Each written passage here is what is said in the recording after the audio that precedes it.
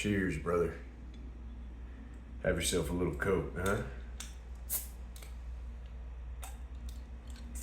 So I'm a firm believer, very firm believer, that you have to run tests on yourself. If you have a disdain for authority, if you do not like to be a slave or a caged man, you gotta run tests on yourself.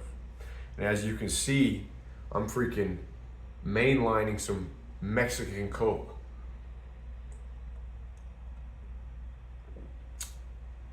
I'm running a little test on myself. I'm getting peaty. I'm getting real peaty. Like I said, listen, I think there's no other way. If you seek to be free, you gotta run tests. You have to. You gotta run tests. Because life has a very funny way. I believe humans, we seek that comfort level. We seek stability. But what you'll find is that during stability, it's like a pool of water that has just been sitting there stagnant, and it begins to get all this bacteria inside of it. It's sick. It's a sick body of water. Okay. You have to start stirring it up. You gotta freaking throw rocks in there, man. You gotta skip rocks, you gotta throw rocks, you gotta freaking do a cannonball in that water. Something to create waves. Okay? You gotta open up the floodgates. Because if nothing moves, nothing freaking moves. Let me tell you. So you should be poking life. And I think this leads us to something bigger, is that we fundamentally know. Like, I know this, I know this, and I'm telling you, it's easy. It's easy to stop poking around. But we know that we gotta make shit happen. We gotta be like, we gotta throw stones. We gotta see what we're capable of. We gotta run different experiments. But it's scary because there's always the possibility of failure, right?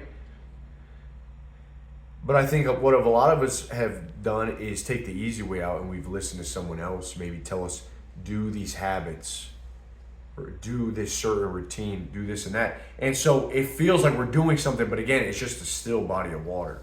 So I would really recommend, my goal on this channel, even though I may sound testy and sometimes you maybe think I'm harsh, is only to really get you to see the true Thumos that you have inside of you. I don't want you to be a slave to anyone else. I want you to follow your intuition. That's the main goal. Okay, so there must be tests. There must be tests. Like, and I see, for instance, say, here's a test. Like, a lot of people, young men online, will claim they have a prawn addiction. Well, go ahead and do this test. Just absolutely goon for like a week straight. Just unload yourself. Just freaking toast yourself. And see how you feel. Okay? Don't be at war with this. Don't say, oh man, no, because then you're just going to just absolutely give yourself, open up the floodgates and freaking fry your brain. Eventually you get to a point where you realize what you're doing is not working. You actually feel for yourself, I don't feel good when I do this all the time. So naturally, because you're not stupid, naturally you'll start to just cut it out. Because again, we do things as humans that serve us. We do things that serve us. We do things that make us feel good. So any addiction that you have, say you got a bad habit of ripping a little vape juice, that is serving you in a way. But the administration is very gay. So, I like nicotine. And I figured out nicotine years ago, when I was in a pretty rough spot, just a lot of uncertainty. My mind kept putting me in these thought loops and stuff. And I remember discovering nicotine, and it kind of like centered me a little bit. It helped me focus. I've been using nicotine for over the last decade. I'll probably be using nicotine on my deathbed. I'll be like, baby, put in a freaking snooze. Put in a snooze up here. And then I'll just croak with some snooze in my lip. But again, it's the administration. I think vape is kind of lame. Like, you're ripping, right? Throw them in a freaking snooze made by the Swedes if you're going to use nicotine. You don't got to walk around with a vape and hitting that shit just, Smoke a cigar. Enjoy a fine cigar. Smell it. Yum. It's a much better administration. So we do things that serve us is the main thing. We do things that serve us. And once you realize a lot of the addictions you have are because they're serving you in a way. But if you actually just goon your brains out, absolutely deep fry your brain for a week, you'll probably lose that taste real quick because you realize it doesn't serve you. Right? When you abstain from that, you're more likely to go get some real life women. But you probably don't have any women in your life because of something else that you're not doing, which is probably you're missing out, you're not going out. This is another thing. I say run tests. How many guys here, be honest, like how often do you experience FOMO? How often do you experience like those loop thoughts in your brain, just constantly getting stuck in trivial loop in your head about bullshit, bullshit. You're like, why am I even in this? Or maybe I have FOMO. I'm telling you, I think that happens when you don't have enough experiments going on. And a good example of this is going out. Now, I know a lot of you guys are against going out to maybe a bar or to the club. It's actually difficult to do that. And let's be honest, because I know this for myself. I had a strong disliking to going out, but I used to force myself. I wouldn't even drink. But honestly, if you're of age, I think there's nothing wrong with having a few cocktails. You'll be just fine, dude. You have enough Thumos where once you start going out, you get in the groove, you're talking to chicks, you're going to wake up the next morning with more energy than if you had just stayed at your house and walked your 10,000 steps listening to a podcast. Because going out is actually a sort of modern rite of passage. It's like it's a hunt, and there's not many ways for us to really test ourselves these days. A lot of us are at home. We don't have that much going on out of the ordinary. We got routines, And so I think going out, talking to the chicks, seeing what happens, even if nothing happens, getting rejected, that's all difficult. And so what happens is you're stuck at home. And you may be experiencing FOMO. And I think FOMO's maybe sometimes a trigger to show you, hey, dude, you're actually missing out because you chose to miss out. Because you didn't have the audacity, the courage to say yes and go out there and see what happens. You wanted to play it safe. And so I think when we play it safe in our life, when we don't test ourselves, we're naturally going to experience a lot of rumination. We're going to have a lot of uncertainty and doubt, and we're going to have a lot of FOMO. It's the man in the arena, no matter what that arena is. I'm telling you, if you're out there and you're testing and you're, muddying up that water, you might strike gold. And you get a lot of experience and you learn a ton when you're actually out there. But if you're not out there and you're kind of living the same day to day, you're struggling with very trivial things, you have put yourself in a very convenient, I would say, hell. You would put yourself, it's a very intelligent way to procrastinate. That's what it is. It's not even procrastination, but it's an intelligent way to be in limbo, to be stuck. You don't have to move.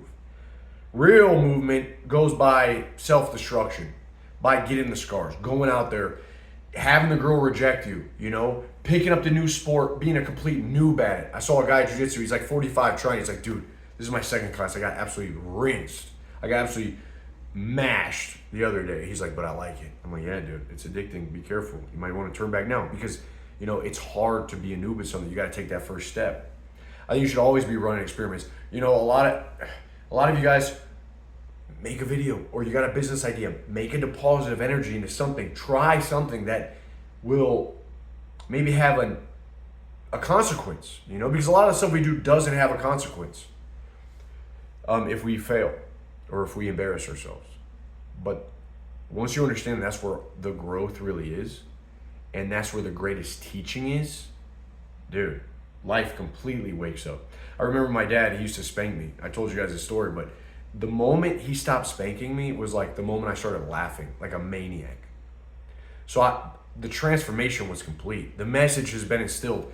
I started laughing. My dad was like, okay, time to hang up the paddle.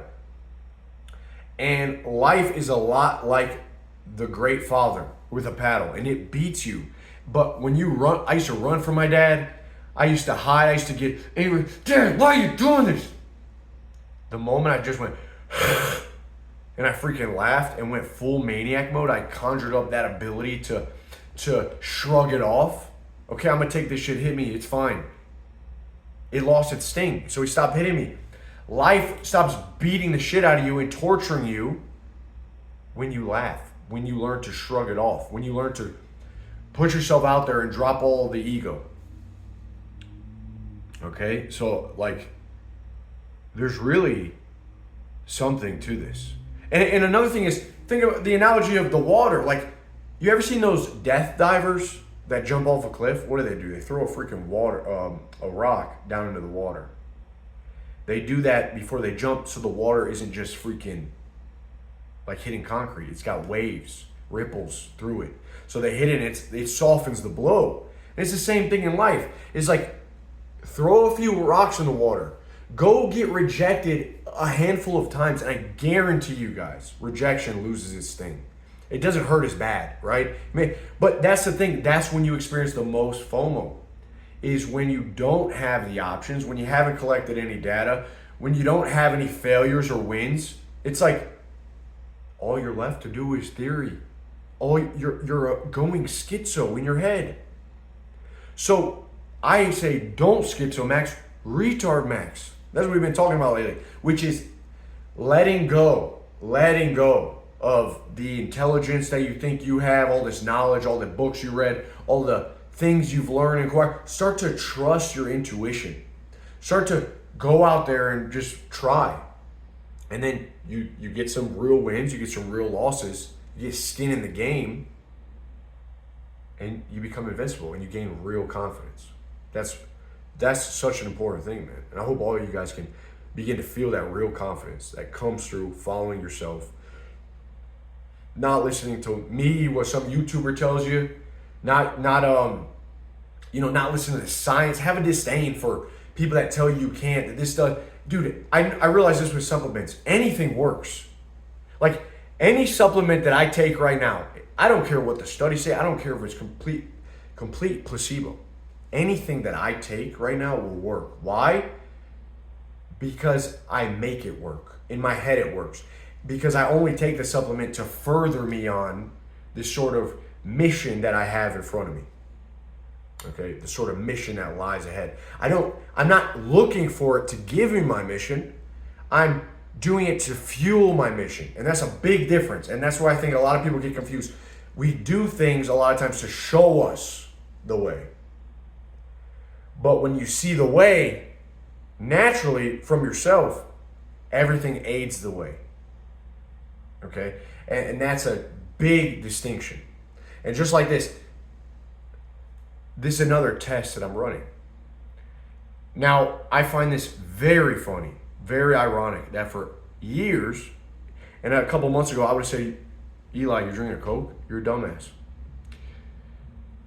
This is exactly what I'm talking about. The science says, all these books, Sugar Brain, the Carnivore came out. I even did keto for 2 years. And then recently I heard about Pete, Mr. Raymond Pete, the Ray Pete diet.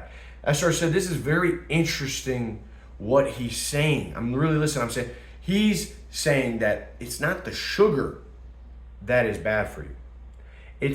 Sugar is actually your body needs metabolically to be metabolically healthy, for your cells to burn, for your body to use glucose. It wants to use glucose anyway. That's what it does when you go without food. When you're in keto starvation mode, your body uses the fat and the protein to make what? Glucose, glycogen. And so he was saying, you actually need this, because when the liver doesn't have enough glucose, the thyroid actually slows down. And he was saying that's responsible for a lot of ailments, for people getting stuck, even when they go on extreme diets and they can't lose weight. It's because their thyroid is underactive, like it's not functioning properly. So I started thinking, I'm gonna try that. So I got some orange juice, got some of this natural Mexican Coke, cane sugar. I cut out the polyunsaturated fats for the most part. I still don't agree with him with everything. I'm running experiments. I don't even trust him. I'm gonna figure this shit out for myself because I got Thumos. This shit won't kill me. I'll eat this glass. I want to chew glass, dude. The science be damned. I'm running shit. We gotta test. We gotta run tests. It's the only way. It's the only way. You can't live this life with people telling you how to live. It must be, you could take little inspirations and little bits and pieces here and there, but it must be, at the end of the day, it's like, I'm gonna figure this shit out. I'm gonna create the life that I want for me. And I'll leave you guys with this little thought I had recently. By the way, man, coconut glass, this is very nice. Look at this. Wait a minute, thumbnail? No thumbnail, boom. I'll leave you with this thought. And I started posting on Twitter recently. I posted this today. I think I've had this idea for a while. It's much easier to believe in God when you're like getting strong, or when you're already like really strong, not just body, but also you're strong, like you've been through some shit and you made it out on the other side. What doesn't kill me, what makes me stronger. It's also easier to believe in God when you're super weak. It's easy to believe when you're down on your luck, when you're in the trenches. We see a lot of guys on the street, for some reason, hobos too. Why do hobos and crackheads say God's name is like Yahweh or Jesus, Yeshua? Like, just say Jesus, dude. Is it like a coked out mind, or what is that thing? You ever see, like, observe a homeless in nature and see how he says God's name. They always like refer to it as Yahweh. Like, I don't know, what do they become Jewish? What happens when you do this kind of drugs? Anyway, yeah. And I think, though, it's easier to believe when you're down in the dirt, when you're in poverty. A lot of people turn to religion. You know who doesn't believe in God? I think the atheists, the middle, the limbo holds the most atheists. That's what it is. Because what need do you have for God? If you feel stuck, right? If you feel like you're living with purpose, if you feel like you're on a mission, if you feel like you have that spirit, of course, it's way easier to be like, yes, I'm being guided by a higher force. I'm being compelled and moved by a higher power. And you better damn well believe when you're in the dumpster, it's like it's like a rope. You remember when you're playing Pokemon back in the day? For you 90s kids, I don't know if you guys play it, but man, the first red and blue, you would get stuck in a cave and you would get a rope and you're like, yes, now I can get out of this darkness. It's like a rope. That's what religion is for a lot of the lowly. You know who doesn't? The middle, man. The stuck. The people that are stuck. They're getting by. They have their routines. But that's all they have. So because they're in hell. That is hell. Very interesting. All right, so hey man, I'm gonna wrap this video up there. You guys want to come talk with me? Join our group. I yap at you all the time. You never talk to me. Come talk with me. You see me for 10 minutes, but that's all you get to see. It would be nice to hear your voice. It'd be nice to pick your mind a little bit, hear your opinions, and for you to just meet our insane, stellar group of men. Okay, we're having some meetups coming up this year. I look forward to talking with you. Keep it at Thumos. Godspeed. Peace.